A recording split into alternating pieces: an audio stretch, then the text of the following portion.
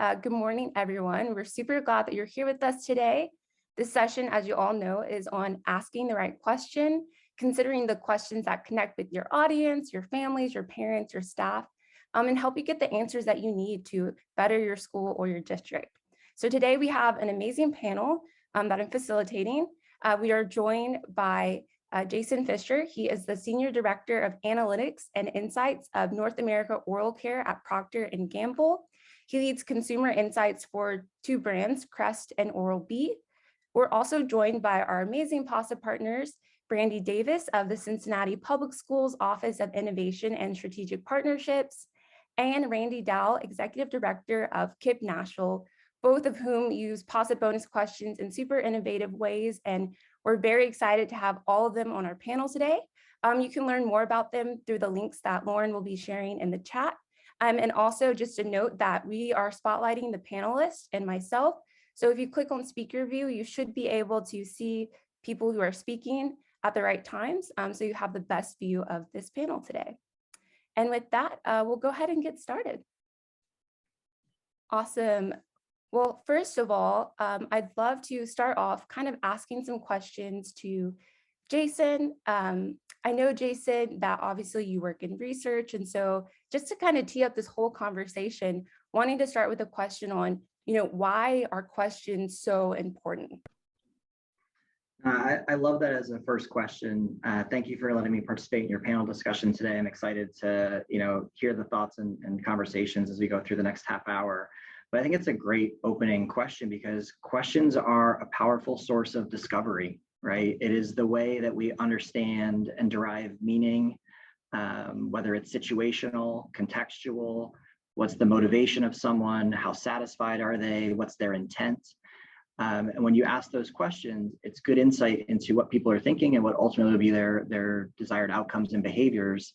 And we can then, as organizational leaders or business owners, can make recommendations and take actions to meet the needs of our stakeholders, whether in my case it's consumers or in your case it's parents and other educators. So I think it's a great way to have discovery. And I think without questions, we often operate with assumptions. And it's very easy for those assumptions and those preconceived notions to set us down a path of what the right solution is. So a big part of what I do at work is helping design new products. And if I operated just off of assumptions of what I think people need, I would get a very limited set of options and probably a lot of unsuccessful products. So it's really about understanding what it is that your constituent base is really looking for. And so a good set of questions can be really powerful. Similarly, a bad set of questions can steer you down the wrong path. And I know we'll talk more about what are good questions and bad questions later, but I think questions in and of themselves are extremely powerful for discovery. Yeah, I love the way that you put that. Kind of puts a new lens on like the power of a question and also the power of not working off assumptions. Like to have that clarity is really important as leaders. So love the way that you put that. And I know that, you work with consumer goods and sometimes it's different than education. And with education, especially in the times that we've had recently, things can change really quickly with the pandemic and everything going on. So I know that you like to work off some frameworks when it comes to making questions and thinking about good questions. Can you talk about a framework that is really responsive to changing times and how you go about thinking about the most relevant questions when things are constantly in motion? Yeah, I mean, I think there's two aspects to this from my point of view. So the consumer packaged goods industry has a lot of established frameworks for diagnosing our business. And so we rely on a lot of kind of core questions, standard questions that give repeatability to answers and consistency that help us understand changing business dynamics over the longer term. And so I kind of rely on a lot on those, but there are times where, like you mentioned, things are dynamic and things are changing and you need to have new questions. And so I kind of go through two steps when I think about defining good questions. The first is how I work with my stakeholders. So, I'm an internal resource. My team is an internal resource to a marketing and a products research organization. So that's who my internal stakeholders are. And so I'll spend a lot of time just going through questions of them. What is the organizational objective? What are you trying to accomplish with this piece of research? Are you trying to make a business decision? Are you trying to gather information? Are you trying to convince someone of a different point of view? What information do you already have? What do you already know? What are your assumptions about what's already true? So getting into like core hypothesis testing. So you know what you're trying to prove or disprove in that research.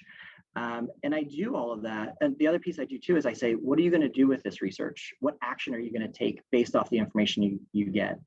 And that really helps me define what type of research to design, because there's lots of different research approaches. And a lot of times the way the question is framed to us as researchers may not be the best way to answer the business question at hand. So I do a lot of that questioning of stakeholders to really understand what are they trying to do and what's the best approach to answering the question that's behind the question.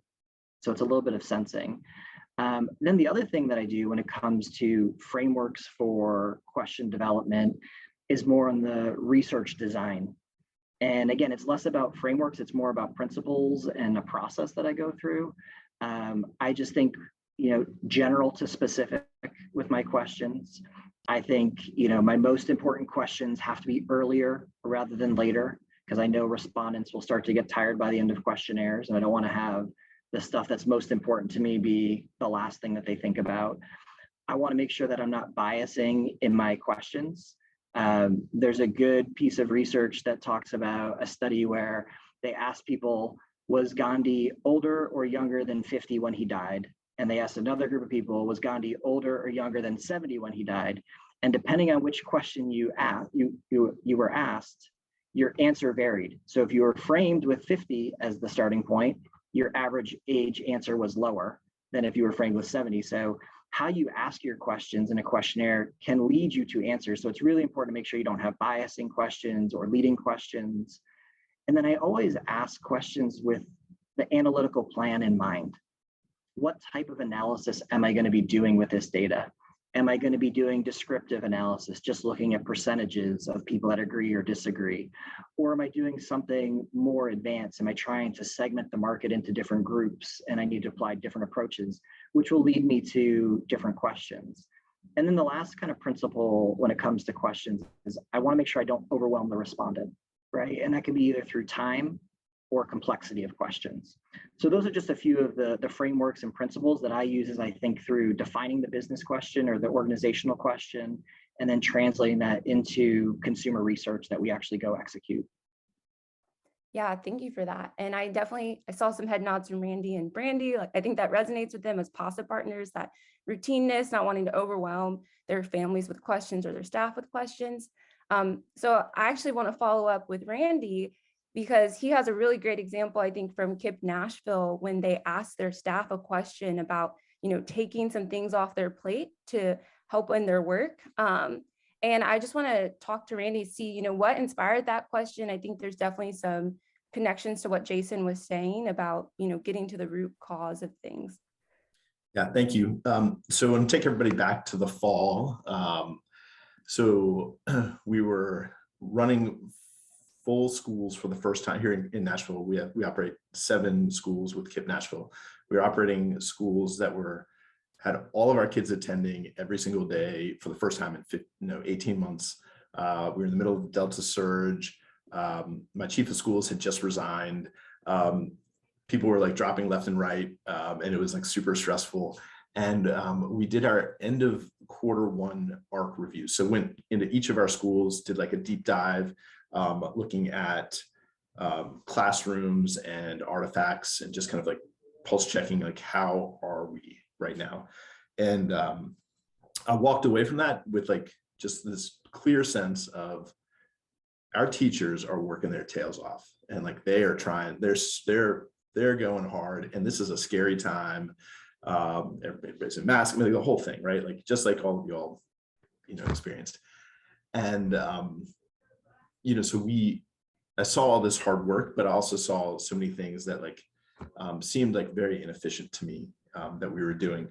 And so I was thinking like, okay, well, how do I kind of crowdsource both this observation, share the observation with all of it. We have 404 employees. How do I share this with everybody and then ask everybody's input. And so I sat down with our chief talent officer and said, here's what I'm going to do. I'm going to email everybody in the organization. I'm going to ask them to email me back and tell me what we could take off their plate that would allow them to focus on job number one, which is making sure that every student is growing in every class every day. But anything that distracts from that, I want to pull it away. So I'll email everybody and tell them to email me back and CC their principal. That way we all get the information. And my chief talent officer was like, you can do that, but what you really should do is you should run this through Possip and let them run it. And so that actually was like a huge pressure release for me, because I was about to send this email and I knew there's going to be like logistically challenging. I might get 100, 200, 300 emails back. And so what I did is I shared the observation with the whole team over a series of emails, just like to get everyone crystal clear on the challenge, the problem that I saw. And then I asked everybody, hey, please fill out this survey. We're going to send it via Possip tomorrow. And it was awesome. We got a ton of feedback. Our elementary schools, middle schools, and high schools had themes that emerged across each of those tiers. But those themes were like super clear. And it was like very, very evident, like what we could put on the chopping block or on the push the pause button on. Jason, I'm thinking about you and this whole idea of like, if you don't ask the question, you've only got your assumption. And so some of my assumptions actually would have been like, maybe 10% of people would have thought that was the highest leverage thing, but we ended up not going after some of the things that I assumed were like the biggest obstacles, but then going after other bigger fish. The response was just overwhelming. I mean, people were like, as I would walk through schools the following couple of weeks, people were like, thank you for listening. People were even like, thank you for asking. And thank you for ending those internalization meetings that I've been attending for the last 5 years that I know the content already. Thank you for letting me not have to go to those anymore. And so it was a great experience. I was a little nervy on the front end of it, but the Possip team made it really simple and helped me be a better listener. Wow, yeah, that's really powerful. And like you said, I thought too, what Jason was saying about assumptions, how you all were able to get that clarity because you asked. And that's really the power of asking a question in the first place. So love that.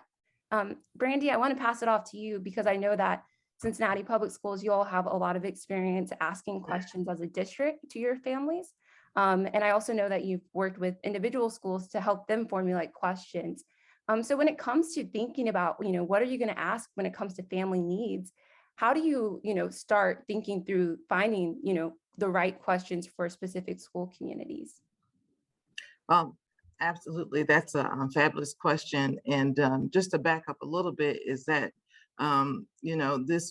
we've had a lot of transition here in CPS. And so just like my colleague, Randy, having a full year in the school, definitely wanted to get the input of the parents as to how we should begin the year. So that was something that was pretty comprehensive, whether you were at an elementary school or high school on the west side, east side, or north side. But in regards to specific questions for schools, we definitely take a look at the way they're responding or providing feedback into Possip. I love that we have the hot topics, the hot, medium, and cool.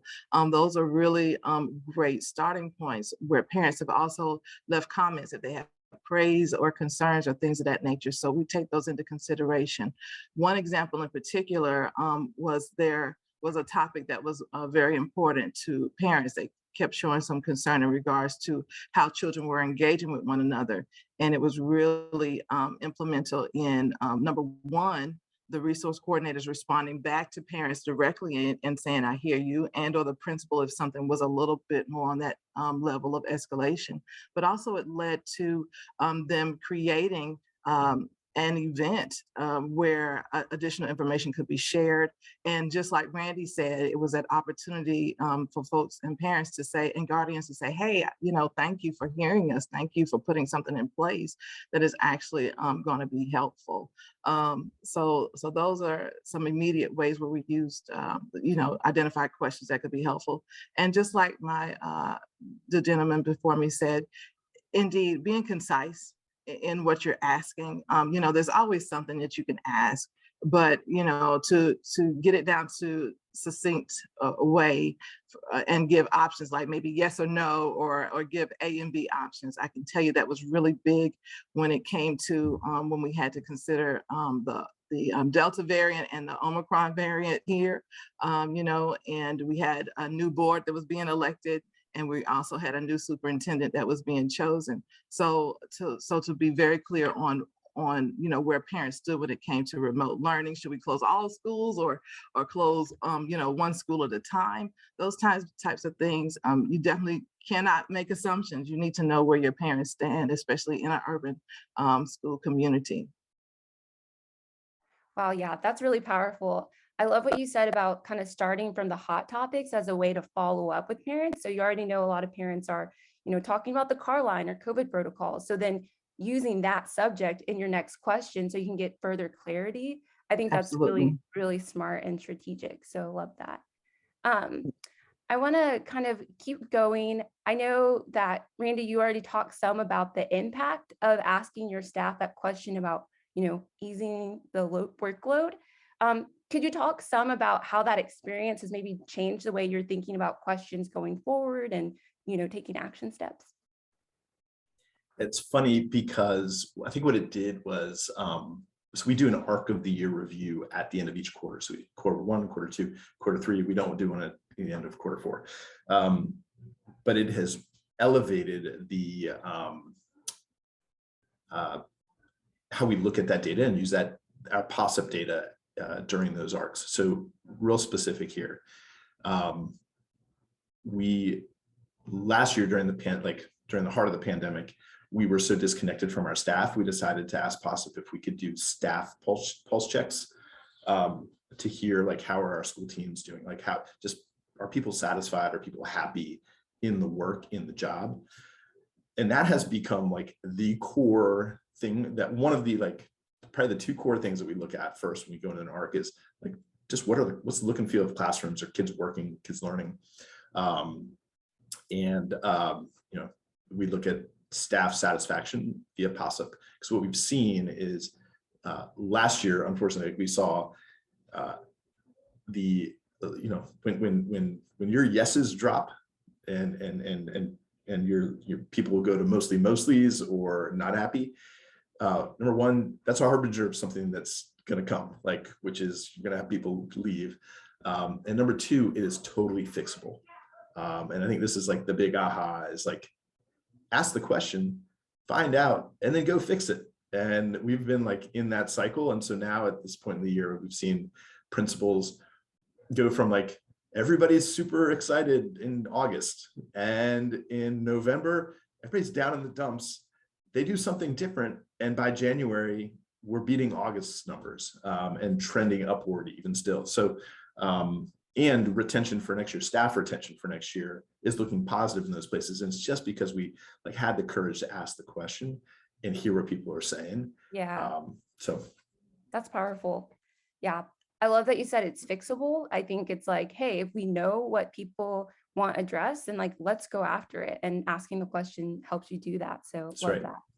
And Brandy too, I know that as a district, CPS has had examples of bonus questions that you've been able to ask from curriculum to COVID protocols. I was just wondering if there's a particular bonus question where you found okay, this is fixable, or, it created a particular impact that's been memorable for you all. And I'll leave it with this one, and then we can maybe pass it off to the audience for some questions too. Sure. I think I can't say that it's fully fixable, but it was definitely more of an awareness, and it was surrounding. Well, let's back up a little bit. Part of what my task was this year was part of a QI project to help improve parent engagement through the Possip system. And so for us, our median response rate has been about 5%, but on these particular topics that were out there, we had a response rate of about 20%. And so part of what we definitely noticed is that there were certain topics that are more important to parents than others, and definitely surrounding the vaccine mandates. That was huge. And again, as I mentioned, to the remote learning. And then we had some challenges and adjustments to transportation, which was a huge impact to parents. And so those are things that we wanted to be more aware of and get the feedback from our parents on. And I must say, just to add this in as just an aside, in that a lot of what we've done over this year in working to improve parent engagement, because I would say we're still kind of new at this. I love hearing from Randy about, surveying the staff. So I'm hoping that that will be something that happens in the future. But long story short is that, we have to make sure that parents knew what Possip was. I feel like on some levels we were kind of still babies at this. And so a lot of what we did this year was definitely just improving the process and sharing the space between the schools and the district, because we have one bonus question is what we do on a rotating basis. So we created a schedule that allowed us to kind of manage those things a lot better, so that we didn't tax the parents, with the district questions versus specific school questions at the same time. So those are the things that I would say stand out. And then also re-engaging parents who might have been inactivated. Many of us have had spam and all kinds of stuff out there, but it's like, hey, did you know what this was really about? So just engaging with our parents in that way. So those are all the things that I would say have stood out in regards to the Possip and the topics and the way that we've been able to use it. Mm-hmm. Yeah, Shawnee put this in the chat, but I want to voice it too, that insight you had about, using the parent response rates to kind of understand what you should ask, because, like, this is what parents care about. I think that's a really great takeaway. And also just considering, we want to educate our parents, let them know about Possip, and keep doing that so that they stay engaged and know that you want to hear from them. So great responses. I do want to spend some time opening the space in the chat. If anyone would like to put a question in, we can direct it to the panelists. The space is open because we have a few minutes left. And if there are no questions, that's totally fine. We'll keep going with the panel and wrap up in just a few minutes.